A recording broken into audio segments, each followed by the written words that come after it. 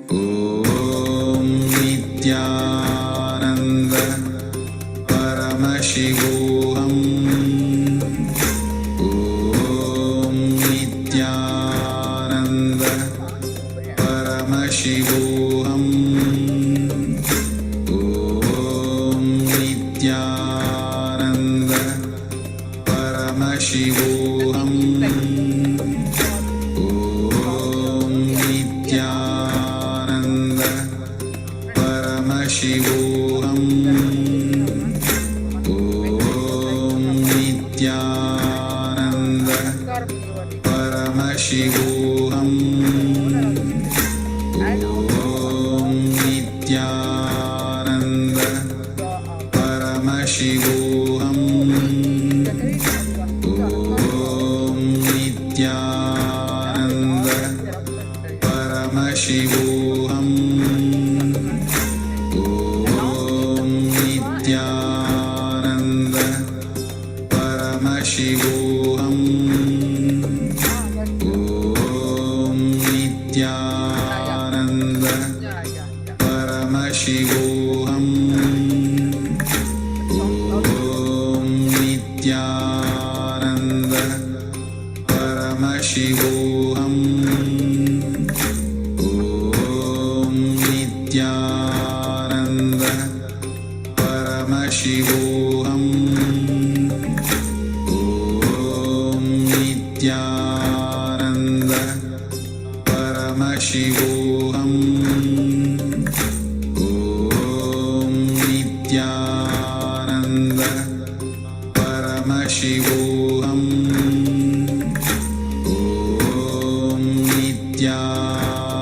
Nithyananda Paramashivoham Om Nithyananda Paramashivoham Om Nithyananda Paramashivoham Om Nithyananda Paramashivoham Om Nithyananda Paramashivoham Great idea. Om Nithyananda Paramashivoham Om Nithyananda Paramashivoham Om Nithyananda Paramashivoham Just offer as a Om Nithyananda Paramashivoham Om Nithyananda Paramashivoham Om Nithyananda Paramashivoham